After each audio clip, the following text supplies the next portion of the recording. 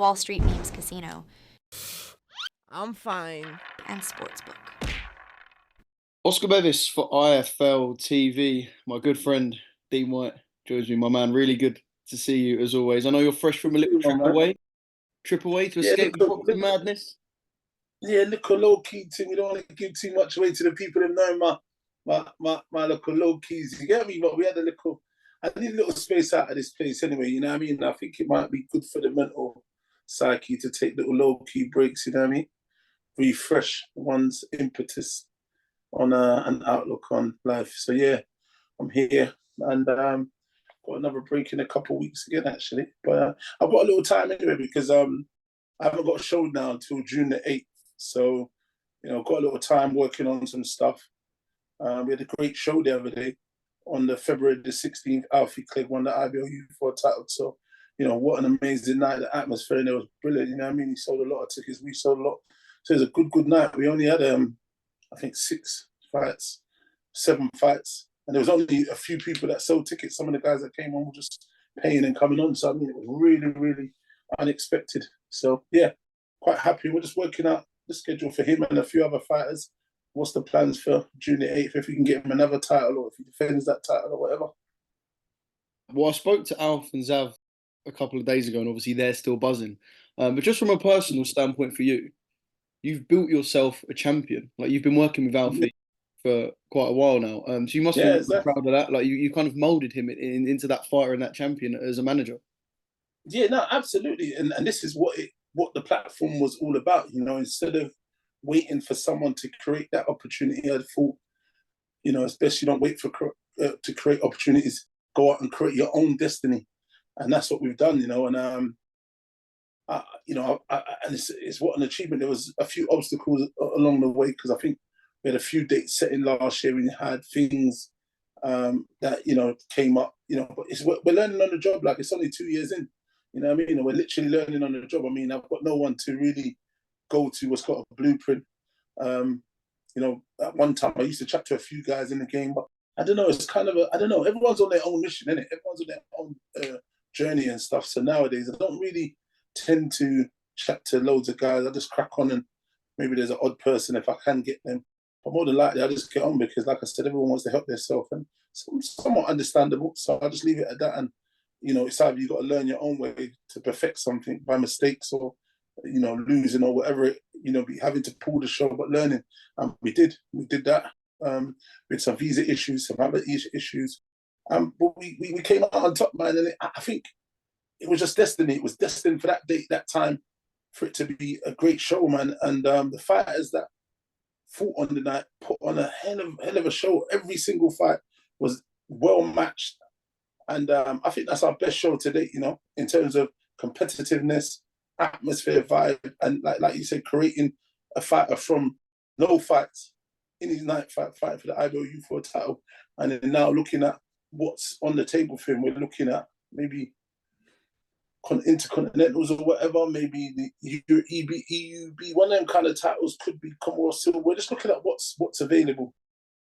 And for me, it's just really, Alfie's a pleasure to work with because he believes in me. You know what I mean? Once your fighter believes in you and they do their part and you do your part, then it's a match made in heaven, man. Alfie's someone that believes in man. He's good. He's a good people's person. Fans' favorite. He's got a great fan base. You know, so we've done it together and worked, and it's been great. We've got another kid, Caleb Foreman. That's someone that does all right as well, which I'm looking to kind of look around for him shortly to see what's available and which direction we can build him to. And this is what I'm looking for the boys, pushing them, because once you go to a big platform, there's not much learning you can do unless you're an Olympian or someone who's of great pedigree that they want to help build. Most of the guys, they don't just put them straight in at the deep end, sink or swim. And it's up to you, man. If you're not a good swimmer, you want to try and, doggy paddle, you might get fucked up real quick if the shark comes in there and fucks up the doggy. So yeah, but I want to do it for the boys. So when they come over and they cross over and they get a chance, you know, they should be fully prepared and ready with 8 rounders, 10 rounders, and you know, learn their craft. But yeah, it's been great. Anthony Joshua, Francis Ngannou. We're a couple of days away. Not your traditional boxing fight, but is it one that excites you? Like, are you sitting there going, I can't wait for Friday? Not really, but I mean, I'm a fan of the fight. I like Anthony Joshua, good guy. Obviously we had a madness. I don't think it was you. It was Coogan because we You were. and KD. I said yes, and KD. That's done all right. That's done all right views wise. Quite a few people saw that one. Yeah. Obviously, he was a little bit upset of saying, I think Joshua doesn't get a knockout. What I mean by that is he's upset. I'm not saying Joshua doesn't have the capability to knock him out. He has the capability to knock anyone out. He's a big old fucking bruiser, can punch. You know what I mean? He sets his shots up good with his 1-2. Probably one of the best, around, who's good at, setting up a good double jab right hand or 1-2 straight down the pipe. His right hand's pretty lethal when it hits the target. But I'm just saying, once I broke down the fights and some of the guys he hadn't stopped, I'm saying in comparison, I feel Ngannou's probably a stronger athlete. I'd say maybe a fitter athlete, has more purpose, more desire. It's all, I suppose, purpose and desire is relative to individuals because everyone has purpose and desire. But I look at him and I just see someone that's got like a whole country behind him, and he's just got that fire in his belly, and he's gonna, you're gonna have to nail him to the floor to get him out of there. He's an MMA fighter, tough, durable, took knees, heads, kicks to the head, elbows, and I'm just saying, I feel he's got, like I said, he's got a big head.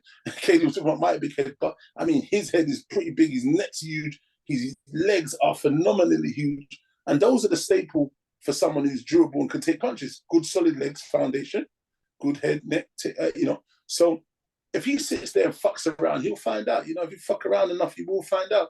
If you're going to let Anthony Joshua punch on the chops. And what I was trying to explain is his IQ is good enough. And he even quoted something in reference to something I watched yesterday about stepping in and stepping out. He understands not sitting in the pocket and taking those shots, doing his work, stepping off enough and taking the power off of the punches. So his IQ is switched on enough. I'm sure they want to knock out. Everyone likes to see a great knockout, but I mean, he's not going to sit there and just let you knock him out. I mean, Anthony Joshua, since he's been with Ben Davison, seems to be going back to more of his traditional trying to get stoppage and looks quite explosive. Maybe that's why I think he went to what's the guy, Derek James in Texas, in Dallas there, and obviously maybe he was trying to do some boxing. I think he went to another coach, which I can't remember right now, and was becoming more of a little bit of a boxer, puncher. And I don't think that he didn't like that style. He did great against Otto Wallin, got a great stoppage in terms of when you're trying to have a comparable against Tyson Fury. I wouldn't even go too much trying to look at the comparables because, it's quite a long time ago. And obviously maybe Otto Wallin, I don't know, maybe he beat that out of him in terms of purpose and desire, but I don't know, maybe he's just aged, didn't age too well because he did come over here. Did he fight? Is it Sokolowski he fought? And he looked awful in that fight. Yeah. And I'm just trying to go back in the memory, but yeah, I think, and he didn't look that great. He just literally skimmed through that fight. And I don't know, Joshua still got a stoppage. A stoppage is a stoppage, but it was a long time ago. But he did give Fury a lot of help. Ngannou gave Fury help. But Fury hit him with his best shots and it just didn't make a dent. He just walked through them and just carried on. I don't think that's the best thing he wants to do with Joshua because I think Joshua's maybe I'd say more a devastating puncher, but Fury is a puncher nevertheless because he stopped a lot of his previous opponents until he came face to face with Ngannou. So I mean, it's a great matchup, but I'm just looking at those things and I said, well, I think if Joshua can win more convincingly than Fury did, I think it's still a big statement because this is an elite athlete, who's gone in not as much pedigree as some of the other guys in the UFC and become UFC champion and then understood the business and said to himself, look, I'm going to take the risk. I'm going to take the risk to go and get the money what I deserve. And it's paid dividends for him. And now look, he showed Dana White, look, even in 2 fights, he's made more money than a lot of the guys that will ever make in 50 fights. Do you know what I mean? So it's part and parcel. But I mean, waiting for a great fight. I don't know. In terms of, I don't know, I've not been really mad switched on with the boxing. I've gone through things anyway. But I mean, in terms of the fights. I like the fight. I'm going to watch the fight, but I've not really just been overruled with any fights. Are you saying like it hasn't properly hooked you yet? Sort of. Yeah, I just Maybe haven't it takes a really. fight week. Sometimes it takes a fight week to. I mean, what it's when it's Mm. Tuesday today, so. Yeah, I think it will kind of. I'm going to watch it, and I'm intrigued to see that element. I think maybe for these kind of things, you need to actually be there. I think I need to. That's just a hint to someone if they want to bring me to Saudi on the next one, maybe in the Fury and A message to Turkey, His it's Excellency. okay, I'll shake my hold of me, man. Let me come down there or one of them guys. Maybe you know what? Because sometimes you literally got to be in it to feel the aura. You know, because literally I'm here in the UK and obviously just dealing with everyday life and looking at other things. There's so much things that I'm actually doing and things that I'm planning. So I'm literally kind of on that at the minute. I've given boxing a lot of time over the last few years, and there's things and businesses I should have done, and I put them to the side for a little bit. So I'm literally concentrating on that with a few lads and a few of my partners. So I've got some good things in the pipe working on. So boxing will still be there, and I'll do those stuff. But there's other stuff that could benefit me a lot more. So yeah, we're just planning on that. So it's taking a lot of time up with those stuff as well. But I mean, it's you know, I tell you, I'm looking forward to Zhang, the Zhang monster, man. He's come along so much of recent. So I'm quite looking forward to him. Is he fighting Parker? Is it Parker? He is, yeah. And what a horrible proposition Zhang is for any fighter. He's massive. He fights the wrong way because he's a southpaw, and he can bang. Like, is he the most horrible proposition for any heavyweight out there? Would you say? Listen, if you motherfuckers want to find out, fuck around and find out and get Zhanged. He's mad. He just talks all nuts. But you know what? I've watched him for a while, and I watched him. He fought an American, and when he was coming up, when he fought that guy, the American kid, I think he lost that fight and they gave it to him. He ran out of gas. Jerry Forrest. That was who it was. Forrest, yeah. That was a brilliant fight with them two. It was fumes that got him across the line because he was gassed like a motherfucker. I'm not sure what he's gone and done and, you know, looked at that tape and said, you know, I need to make some changes. And he did. He made some brilliant changes. He's come back. The fight against Hrgovic, another solid fight. I felt like he won that fight. But obviously they gave it to Hrgovic. And he's just gone from strength to strength, you know what I mean? So I think obviously he's come over and he's dusted in our guy, Joe Joyce, who we thought was the real Iron Man. He just put paid to that and just said, listen, there's no Iron Man when I'm about, mate. And he just done his thing. So I'm quite impressed with him and him being so old as well. He seems like fine wine. He's getting better with his age. So he seems to be the dark horse cutting through. And he's someone I think his style's all wrong. Big, strong puncher, southpaw. Most of the fellas need to leave that guy in the cold, man, until he gets old and frail or something, man. Fuck that guy. Well, fair play to Joseph Parker because, like you said, he's not an ideal fighter to fight Zhilei Zhang. But what a recovery by Parker because it was 2018 he lost to Dillian, I think, or 2019. And obviously Jones 3 years later. And then he beats Wilder. Most people didn't expect him to get across the line, let alone win the fight. And now we're here and he's fighting Zhilei Zhang, who is just a horrible fight. I may add, Turkey Al Sheikh's paying Joseph Parker a hell of a lot of risk money to be in there. So, you know, credit to him. He's getting paid like a motherfucker. He's been on about 3-4 shows. He's going to be one of the richest boxers that's coming out of this thing right now. He's saying, yes, please, sir. Can I have some more? You know, like, he is not turning down nothing. Whatever they're sending his way, he's saying, what numbers is it on the end? Oh, it's 15 million. Goddamn, sign me up, buddy. Was it 20 million? Sign me up, buddy. You know, like he's good. He's just listen, you getting in it for money. Listen, if he can, and the thing with him, he's being active. He's an active fighter. And that's why he beat Deontay Wilder. In activity, Deontay Wilder. I mean, in activity, he just looked sharp. He looked well. He looked speed. He's just, right now, for me, he's quite buzzy. You know, and Dillian's come back. He's looking to get into fights. I was explaining, you know, being inactive is a big thing. You don't want to get in there with a man who's been active. You could come unstuck. Joseph Parker is a man that's been active, doing big rounds. Like he went all the rounds with him. He's been doing his thing since he got smoked by Joe Joyce. He's been super active. Even in the loss, he was still active.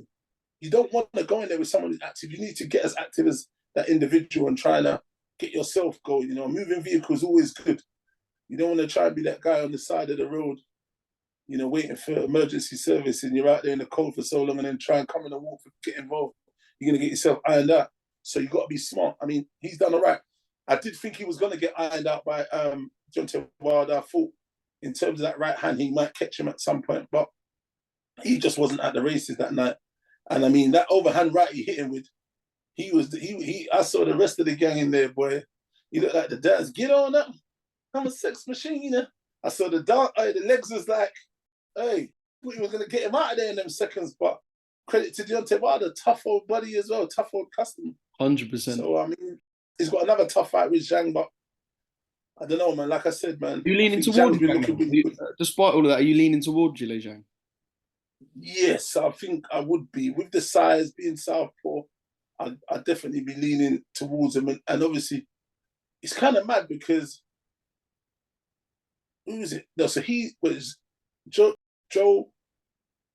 Parker ironed him out, and he ironed out Joe Joyce. Kind of a bit, it's like switching. Do you know what I mean? And then now they're facing each other, which is intriguing. But I just think Zhilei Zhang, man, is too big, too strong.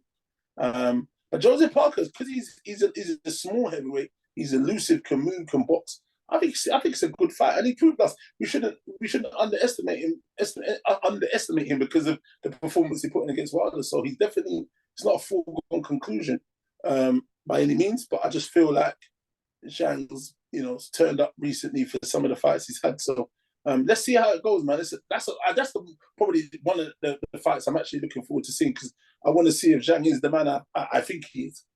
Yeah, no, it is a really good fight. And like you said, if he gassed out against Jerry Forrester, right, it was a while ago. Maybe if Parker can do what Joe Joyce didn't and take him later, who knows? Just a quick one. I know you said you spoke about Joshua Ngannou, but just kind of on your winner, are you backing? Even though you said not to knock him out, you are backing Joshua, you think, to win that fight? Yeah. I'm going to back Joshua to... Actually, do you know what? I've got a really good question. I was thinking about this earlier. So I spoke to a lot of prospects who said they would bang Ngannou out pre-Fury. Not many are too quick to say that now, but what's the highest level you think Ngannou could be a champion at? Like, what's the highest belt he could win, do you think? You know, I'm not sure. Is it what we might have to look at is, was it a fluke against Fury? That's what I mean. We don't know, like, off at the races. I think end of Friday night, after a few drinks, we will surely know the answer, because we'll see of the performance of Joshua. I think both styles are definitely different. I understand Fury's, you know, a little bit more elusive. He's different, but Joshua still has an elusiveness as well to him sometimes. His footwork is very good. He jabbed good. You know, he's got that nice bouncy style. He sometimes does get caught in fights. You know, his nose gets busted. He bleeds a little bit. But this is the fight game. But it's interesting, man. We've got two. Joshua doesn't normally go against someone who does him for muscle. Do you know what I mean? There's not many people exist that outdo him for muscle. Huh? It's because there's not many people that exist that outdo him. Yeah, exactly. So I think it's an interest in terms for that aspect. But I don't know, man. I say Joshua's been looking good recently. I think, you know, Joshua does normally, when it comes to the races, he normally turns up anyway. So I think Joshua, if he boxes smart and, you know, doesn't listen to maybe, I don't know, people talking about go for a knockout, try to outdo Fury's knockout, and then you could have you know, it'll be better for you when you fight him. But you looking for that knockout could be your undoing, because obviously he has got patience. Old Ngannou, as we saw, he patiently lay waited Fury and caught him with his little overhand hook thing. So it's interesting. I don't know. He did some nice stuff in there, which I was pleasantly surprised with, because I'm not going to lie, I didn't expect him to have the acumen and his acumen in there as his boxing IQ. I didn't feel like he had that. But I mean, once you delve deeper into his history, they say he started with boxing first, and then he went to like kickboxing and MMA. So he had an understanding and been around boxing long enough. But, you know, sometimes when you see MMA fighters come across, there's only a rare few that can actually transition over and do really well. Kickboxers, on the other hand, some of them are normally good, the top level kickboxers. You know what I mean? But I don't really look too much into sparring because sparring guys are working on stuff. You know, I've heard guys talking about sparring in Ngannou, and they was duffing him in sparring, but I don't know. Sparring, man. You don't know what that, if he travelled halfway across the road to get to the UK and sparred you that day, you don't know what he done in strength and conditioning that day. You know what I mean? There's so many elements because some of the sparring partners only come just for sparring. They don't train. They won't do nothing. If they're in camp, they don't do none of the camp stuff. They only come to sparring. Yeah, so they might only see 3 rounds. They might see 3 rounds of a whole camp. Exactly. So it's difficult when you got training 8 o'clock in the morning, then you got it in the afternoon, then you got it in the night, and then you spar a guy who's fresh, been in his bed all day, beer yawning, mattering his eye and all that, ain't even brushed his teeth properly, and the cunt comes in there and gives it his whole life in the kitchen sink and goes, yeah, I nearly fucking got that cunt out of there, you saw that, didn't you? You know what I mean? It's kind of nuts. And I used to organise a lot of the training camps, so it's kind of weird. There's a lot of guys that do that, but I mean, look, it is what it is. It's boxing. When guys are working on stuff or they're practicing stuff, what their corner's telling them, and it is a new environment, a new thing you've got to learn. Sometimes you leave gaping holes for people, and you're vulnerable for attacks, and that happens sometimes. So I don't go too crazy when it comes to sparring stories or when people say, "Oh, they've done this or done that," because on the fight night, when it really matters, is what is the true, outcome of people. And on fight night, he's probably delivered or performed the best out of most people we've seen face Fury. So, it's one of those. Yeah. Right, moving on. Dillian. So news that he's been cleared by the Texas Commission, who he holds his license with. Can you kind of tell us any of the finer details? Because I know a lot of the stuff that's come out has just basically been a headline with little else about it. Like could he fight in Britain tomorrow? Like, can you tell us any of the details? Yeah, I'm sure there's information that will come out shortly. I don't really, obviously we chat anyway. I know obviously he's got his thing, he's been cleared, all is good. I think he will be announcing whatever he's going to announce soon. I just concentrate on the Black Box Global stuff, man. I don't really, to be honest, we chat nearly every day, mainly via Instagram, because I send him videos, he send me videos, and we'll rap and get 2 jokes and that about, and just talk on there. Obviously, sometimes... Have you found yourself not talking about boxing as much? Sorry, just quickly. Have you found yourself not talking about boxing as much and just chatting as... You know what? Yeah, just talking about other shit, really. You know what I mean? Like, we're not really... The only thing he phoned me, he was just saying, bro, I'm proud of you. You've done really good. You got a world champion. That's a big feat. And you've done it yourself, which is, I'm proud of you. So keep your head up. And, he's a tough nut, so you don't get too much sympathy from him. So that was pretty nice. Other than that, we just rap about bullshit and just joke about some horrendous stuff. But I mean, like ourselves or whatever, we're just doing sending videos and whatever. And I just give him advice because I'm not there around. So I'll just tell him whatever he thinks. I said, whatever you think is just a fault of yourself. But in the grand scheme of the world, this is how the world is. So that's why I explained to him he needs, when you come back, I know you want to rush into stuff, but take the right steps. If you don't listen to me, it's up to you. That's your choice. But I'm saying the right steps are all these guys who are fighting now have had 3, 4, 5 fights since you've been away. So if for yourself, you should equally try to have a minimum of 3 fights before you want to get into that. You need to get into a rhythm. You want to get into a sway, a flow, like salsa. You ain't going to go to no salsa class and in 1 or 2 lessons you're going to get it. You know what I mean? After a while, you're going, ooh, cha, cha, cha. You're going to start to get the hook and you're going to get that rhythm. The more you go, the better you get. And it's just like riding the bike. It's whatever. So if you've been out a while, no matter how good you look in sparring or whatever, training, and what you think or feel, that's got nothing to do with anything. You need to get that rhythm and feel back. You need to get ring activity. And it's a prime example I spoke about was Joseph Parker, how active he's been. Do you know what I mean? So I said, you need to kind of follow suit. Try and come back, have as many fights as you can, and just get that flow back. You know what I mean? It is hard when you're at that level, but you got to try and find a way that you can get fights where you can get 10 or 12 rounds under your belt, and that will.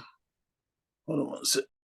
That will put you in good stead because obviously, we've been talking about all this Saudi shit. I said you don't want to miss out on that Saudi money. They got that big bag for you, boy.